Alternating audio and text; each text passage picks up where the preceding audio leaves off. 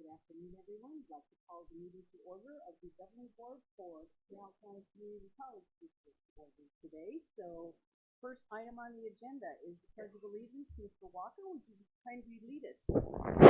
Yeah. I pledge allegiance to the flag of the United States of America and to the republic for which it stands, one nation under God, indivisible, with liberty and justice for all. Thank you very much. All right, the next item on the agenda is the adoption of the agenda, and I understand we do not have need of an executive session, so I would like to eliminate that item. And could I please get a motion to approve the agenda as amended? So moved. It's been moved and seconded to adopt the agenda as amended. All those in favor signify by saying aye. Aye. Aye. All right. Motion carried. All right. Next item is call to the public, and we have none. All right. Thank you, Angela. So the next item on the agenda, action item, consideration of the consent agenda. So unless any board member has a desire to remove anything from the consent agenda, I will entertain a motion to approve the consent agenda as presented. Move to approve. Is there a second? Second. All right, it's been moved and seconded to approve the consent agenda as presented. All those in favor say aye. Aye. All right, very good. This is much better than doing Zoom because we're waving at each other. Aye, this is great. Motion carried, sorry. All right, the next item on the agenda, Mr. Watka, proposed tuition and fee schedule. There was a very large packet pertaining to this in our agenda. So go ahead. Thank you and good afternoon, Madam Chair, governing board members, Madam President and Assistant, and colleagues and any guests present this afternoon. What we are proposing is a tuition and fee schedule for a 2-year period of time, meaning the 22-23 academic year and also the 23-24 academic year, in terms of the latter year being for tuition and fees we would bring back in the following years. A little history, as you all know, this current semester, along with the previous semester, we had a 0 tuition. And also the upcoming summer semester will be the last semester of the 0 tuition. So what we are proposing for next academic year is a tuition rate of $50 per credit hour, which is still $36 per credit hour less than the previous tuition rate we had prior to the current year. For the second year, we're proposing a tuition rate of $75 per hour, obviously also still below the $86 amount and still below any of our other community colleges in the state of Arizona. So this year our tuition was funded mainly through CARES funding and Rescue Plan, America's Rescue Plan funding and so forth. So that isn't obviously sustainable into the future and any long-term future, but we can fund some tuition dollars. That's why we're only requesting the $50 and the $75 rate. Also included in your packet are the various fees for next fiscal year. Those are fees that are generated and given to us by the various deans, department chairs, etc., to increase, and there's only very slight increases there for some of the academic programs. One other thing to note in terms of fees is the board charge for the residence hall students. That is increasing by from $21.50 to $24.50 per semester. So that's a $300 per semester or $600 for the fiscal year increase in the board. And that is just something due to increases in labor costs with the minimum wage increasing and food costs and just overall the inflationary period that we're under right now. So with that, I would ask the board to approve tuition and fees for next academic year, the tuition rate for 2 years from now, and then a year from now we will bring back any fee increases for the following year. Any questions on tuition and fees? All right, any questions for Mr. Watka? Yes, sir. I was wondering why we have to have a $50 one semester or 1 year, and then a $75 and then go back down again. Is there a reason for that fluctuation? Well, we're going 50 next year, and then we're going to go up to 75. And then Right. future years would be at least 75 or higher. It wouldn't go back down. Oh, I misunderstood something. I was looking at these documents and I saw some interesting numbers. But there's not going to be another increase after, another decrease after the $75 increase. Not on information we know today, no, sir. To be considered at the future time. Correct. A year from now, we can also, when I bring back the fees, we could potentially revisit the $75 rate and make any amendments if necessary. Any other questions? Gladys, any questions? Don't want to leave you out. Nope. Okay. So the recommendation is for as presented, propose the Board of Governors approve the attached student tuition and fee schedule for the academic years 2022 to 23 and 2023 to 2024 as presented. Is there a motion to approve? Move to approve. Is there a second? Is there a second? I'll second. All right, been moved in second to approve the proposal as presented. All those in favor signify by saying aye. Aye. All right, motion carried. Thank you. Thank you. Thank you, Chris. Okay, item 8. And Kim, policy for first reading of emeritus status. Thank you. Good afternoon. Excuse me. Good afternoon, President Kasuga, governing board members, President Elliott, Mary Lou, and faculty and staff guests that are here. This afternoon, I present to you the first reading of the following policy, the emeritus status policy. This is a revised policy. This is the first reading for the governing board's review only. And so I'm happy to answer any questions you might have about the policy revisions. Any questions? There's no approval of this at this time. That'll be next time if we do. So any questions for the revision to an existing policy? No? Okay. You need anything else? That's it. All right. Thank you, Kim.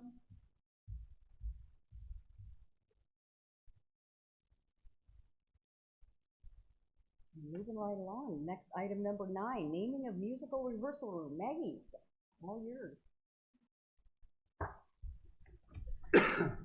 Thank you. Good afternoon, Madam Chair, governing board members, President Elliott, Mary Lou, and guests. Today I bring forward the application for the naming recognition of Rick Moore, retired CAC faculty member who served for 17 years as band director and music instructor. Professor Moore retired in 2018. Staff who were instrumental in bringing this request forward included former director of the Penn Center, Dr. Michael Amadaris, faculty member Dan Bush, coordinator of the Entertainment Industry Technology Program, and Stacy Seaman, professor of music and the current director of the Penn Center. During his tenure as ensemble director, Professor Moore oversaw the CAC Jazz Band and the CAC Concert Band. The concert band comprised of CAC students and Pinal County residents. Under his direction, the concert band would host an annual Pinal County High School Band Day that would welcome nearly 100 area high school members to the Signal Peak campus to participate in rehearsals, sectionals, and a shared performance with the CAC concert band. In addition to his ensemble direction, Professor Moore also taught several music courses and spent many days recruiting students throughout Pinal County and the Maricopa County schools. He still maintains a busy schedule of working with different local bands as a clinician and guest conductor. During Professor Moore's tenure at CAC, he was greatly instrumental in the establishment of the Entertainment Industry Technology program, also known as the EIT.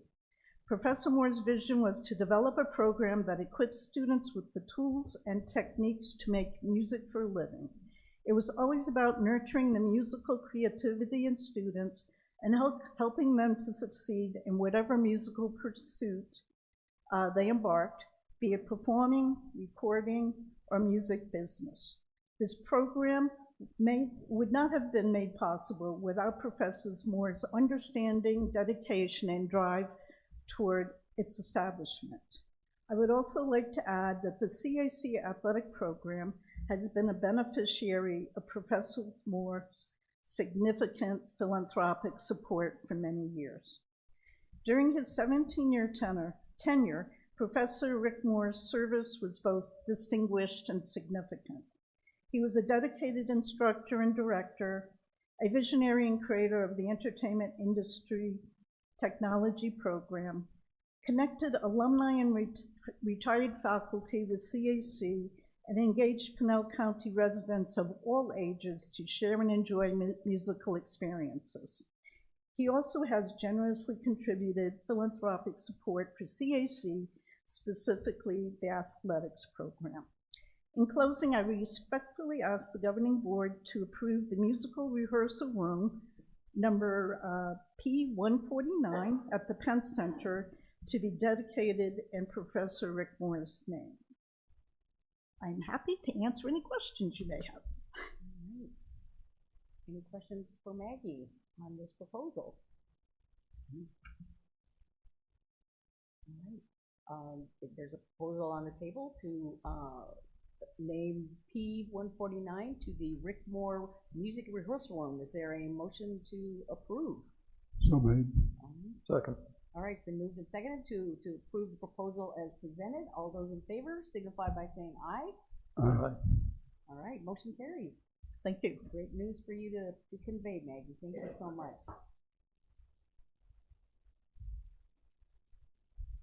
All right, item 10, we're in the information items section. So Dr. Elliott, report from the college president. Good evening, faculty, guests, staff, President Kasuga, governing board members. I'm happy to share the district update with you and some legislative updates as well. Later this week, I will be meeting with Pinell County Manager and Economic Developer to discuss a potential workforce training center at the SMC campus that is modeled after the one at Signal Peak. This project would be a joint venture between the college, Pinell County, and the Arizona Commerce Authority, as was the previous workforce training center. Additionally, the VPs and myself have started our tours of the campuses to gain a better understanding of space utilization and to develop creative ways to better utilize spaces, including what programs we should expand and what new programs to add. The catalyst for this is obviously that students are choosing the convenience of virtual and hybrid learning, and not as many face-to-face classes are continuing. We're also looking at opportunities for leasing space. We have space that would be leasable. So you'll probably see some plans coming forward from us on building improvements and perhaps some leases for spaces that we haven't necessarily leased out before in the past. I'm happy to answer any questions about the district update before I move forward to some legislative items. Any questions? I have a question. The first one, the SMC Potential Training Center, is that for a specific company or will it be more general? Do we know yet what might be the specialty of that training center? It wouldn't mirror necessarily the Lucid facility. It potentially could, because there's nothing customized in the workforce training center that we have now. For Lucid, it's basically, you toured it, it's a shell. And Lucid installed the robots. But yes, it is for a particular company. However, we may approach this one differently because there's more funding that's available. And if we can expand the footprint, we may negotiate having a portion of it be set aside for this particular company and another portion be available for college use. So we're still in the discussion stages. But lesson learned from the first one, obviously that only $3.9 million was available for that. In this case, we're looking at potentially $15 million. So we may be able to negotiate that in as well. All right, that's a big difference, because I think CAC, as you well know, Dr. Elliott, has been the model for other facilities of this type for the rest of the state. So I guess once again, we're gonna lead the way with this one at SMC. I like it. Yeah, great. Any other questions for the district update that was presented? So we'll look forward to the lease space and the spatial evaluation, because that has some interesting opportunities for the college as well. Absolutely. And it's actually kind of a fun to think outside. Well, there's no box, but being creative. Yeah, there's no box. Sorry. So some legislative updates, those that obviously we're keeping our eye on and watching is the first is House Bill 2034. This would allow the CTEDs like EBIT and CABIT to offer associate's degrees. Now, obviously, there's some. I'm not sure that they're aware of the accreditation challenges that they may face and the length of time that they would be in candidacy and the cost. So, but anyway, that bill is one that we're definitely watching because that would create direct competition within our service area. House Bills 2122 and 2123, these bills are similar, and they allow for alternative service providers to offer adult basic education programs and high school equivalency diplomas. And obviously, we have that program with us as well. So those two would potentially create a challenge for our own adult ed program. House Bill 2447, it prohibits colleges and universities from adopting and enforcing policy that restricts or prohibits a faculty member or student with a valid permit from carrying a concealed weapon on institutional property. It's interesting how that bill was put together because it singles out faculty and students, which there's nothing to say about staff. So that one's pretty much it is an interesting one. And then House Bill 2558, it establishes a new formula for payment to community college districts for students out of district. So that one could actually be beneficial for the college instead of detrimental. And then House Bill 2658, establishing the Community College Adult Education Workforce Development Program. And the acronym for that is going to be really long because we like acronyms in higher ed. But it is it's proposed to be within the Department of Education and could provide up to $3,000 per full-time student enrolled in an adult basic ed program. So that bill directly benefits current adult basic ed programs. So you can kind of see the political climate and what people are interested in when it comes to community colleges and education this year. And then the last one is Senate Bill 1374, and it changes the expenditure limits calculation definition of full-time from 15 credit hours to 12 credit hours, which again, I believe is beneficial for CAC as well. I'm happy to answer any questions on, obviously it's still early in the legislative session and a lot can change, but those are the ones that are definitely on our radar. Right now. So, any questions? Now, do you have a copy of that that you can? Okay, thank you. Any other questions regarding either district or the legislative update? None, hearing none, we will move on to Mr. Wadka again, Business Affairs Report. Thank you, and good afternoon once again. Two items for your information, the monthly budget and also the awarded bids that are over $20,000. Starting with the monthly budget, in your packet you have December 21 information compared to the previous December.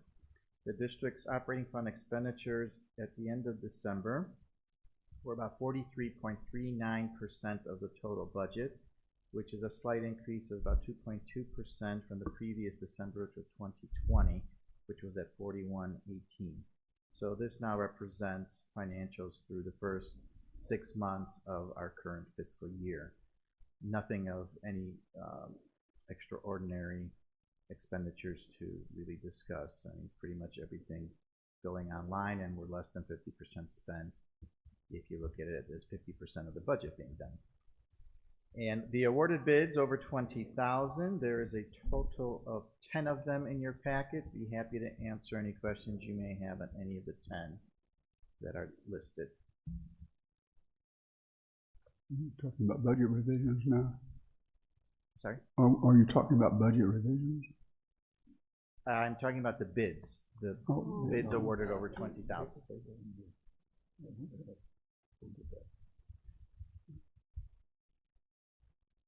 Any questions of Mr. Walker on the budget report or the awarded bids? No, I think that's it. Thank you. Thank you. All right, we have an ERP update from Cameron Sanders. Thank you, Cameron, for joining us today. Absolutely. Good afternoon, President Kasuga, and board members, President Elliott, Mary Lou, and attendees. So I have a PowerPoint up here on the screen if you wanted to look at it. I'm just covering an ERP update. So we're going to begin with a definition of what ERP is. So it stands for Enterprise Resource Planning Software. And it spans the entire business. So at Central Arizona College, that means it's the underlying database and all the applications that the students, faculty, staff, and vendors use, and it contains all of their information. So that graphic there gives you an idea of how this one platform reaches into every aspect of the college. So we're going to go on a journey stepping through the history of what has led us to where we're at right now with our current ERP platform. And that began in 2015 when CAC decided to improve our ERP solution at that time. And then in spring 2016, we had a team of 20 individuals from across the college who got together, reviewed an RFP effort, and unanimously chose a new vendor to go forward with. And then that was brought before the governing board and also voted on there. And that vendor at the time was Campus Management, but that company has now merged with several other entities and operates under the name Anthology now. So moving forward, in summer of 2016, that's when we signed all the contracts, purchased their full ERP suite. So we purchased everything that they had available at the time. And then November 2016, we kicked off the implementation project. So you can see a pennant there from our kickoff gathering that we had with a theme of building momentum together. So this was the team that we assembled for the implementation itself. Chris Wadka was our executive sponsor. We had an external project manager along with myself. And I just wanted to point out that within the IT department, we have three main areas, but one of the departments within IT is an ERP team specifically that focuses on nothing else other than supporting this environment. And then we had functional leaders from every department in the college, as well as numerous staff who helped with the implementation effort. And so this is what that roadmap looked like. We went live with the student module November 2017, so 1 year later after we started the project. And next was the CRM, the Customer Relationship Management tool that we use to manage our prospects and perform outreach to lots of different students. And then the final component was the Finance HR Payroll module in January 2019. And what was cool about this implementation is it moved the entire system up into the cloud. So the previous platform that we had was all locally hosted at the college. So we moved to the cloud for the first time with this effort. So we're getting closer to where we're at now. Less than 2 years after we fully implemented everything, we had come to a point of stability where at least the implementation was behind us, but there was still a lot of work yet to be done. And so we felt like we needed renewed commitments and efforts on both the CAC side as well as from our vendor Anthology, and thus the CampusNexus Improvement Project was born. There were still plenty of opportunities remaining from the launch, as well as some items that we had set aside at Go Live to circle back around to and work on at a later date. So where are we now? We've moved into the current state here, and we're seeing that we're entering year 2 of the Nexus Improvement Project. And both sides remained committed and work on all open items and initiatives. We meet weekly with anthology leadership. We even have an executive sponsor at the VP level on their side, along with several leaders from CAC, probably over 20 people on that call, where we review those open items and initiatives and just track the status and ensure there's good progress being made. As well as internally in the college, we have what we call the Nexus Transformation team, or the Next team, and that's an internal users group that guides the ERP direction. We discuss it monthly and make decisions on how we're going to move forward with it. So what does the future look like? We're going to discuss Anthology first, and as I mentioned earlier, they've merged with several other companies. So you saw the 3 original modules that we went live with, and that first graphic there in the upper left-hand corner shows just a glimpse of how many products they have now as they have grown. So they've been on a growth path. We've been on that journey with them, and there's a lot more out there that the vendor has to offer. And then if we look at the second picture there on the right-hand side, another big component for us is that they recently merged with Blackboard. So Blackboard is our learning management system at the college. That's what all of our classes are taught out of, or have a component of within that system. Now, what is the future for CAC? So what we're looking at for this year is some of those softwares, those modules that we went live with are outdated now. You know, Anthology has been growing, and they've merged. They've got new platforms that have come in from some of these other businesses, and we are working to adopt those. So that student module, the student information system, we have a new version of that that we're looking to transfer to in the fall, as well as a brand new CRM, a customer relationship management platform, which is going to bring a much needed revamped version of the admissions application. So that's what we're looking at in the near term, but our commitment is that we're going to continue to drive the product and the vendor forward. We'll never rest until we're able to maintain an outstanding ERP solution here at Central Arizona College. Those are our goals, which of course feed into Jackie's recently released wildly important goals. So to create a world-class learner experience and to make CAC a great place to work for. And you can see how a system that's as far-reaching as an ERP is can really have a great impact on those 2 initiatives. Any questions? Cameron, you say this so calmly and you present it so calmly, but this was a huge culture shift to the entire family of the students, the faculty, the staff, and just so it encompassed so much. But you've come a long way, and it's very exciting to see what's to come yet in the future. So, any other questions? This is huge. It is. It really is one of the largest, most complex projects you can undertake as an institution. You know, it takes several years to really stabilize after taking on something like this, and it was a massive lift for everyone at the institution. There are a lot of people who put a lot of hours into this and continue to do so. Definitely. But it's the direction we need to go. Right? Do those wild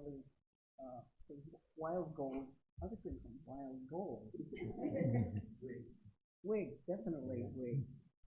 Any questions or comments regarding this massive project? Cameron, nothing is perfect. None of these software packages.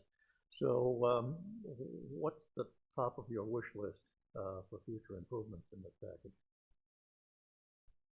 I think the admissions application, you know, those 2 new modules we were talking about with the newer version of the student information system and that CRM, we're really looking forward to those, and those are going to allow us to grow by leaps and bounds from where we're currently at. So that's where all our effort is focused right now. Thank you. Where are the other community colleges in this kind of system change? Where are we in the cycle? Are we at the front end because we started when we did, and now we're hopping on with Anthology, acquiring all of the other companies? So we run our previous platform for around 20 years, and I think at around the 20 to 25 year mark is when it's common for companies or institutions like ours to look at making a switch.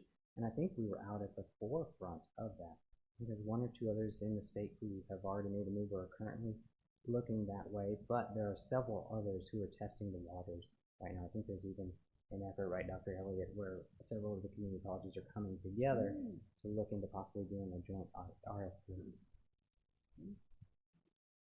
Just wanted to get a picture of our universe. Great, thank you. Any other questions or comments? If not, Cameron, thank you so much for that update. Appreciate you sharing. You're welcome. It's a lot of work. Work you did. All right, I don't see anything else on the agenda. So with that, I am just going to declare this meeting adjourned.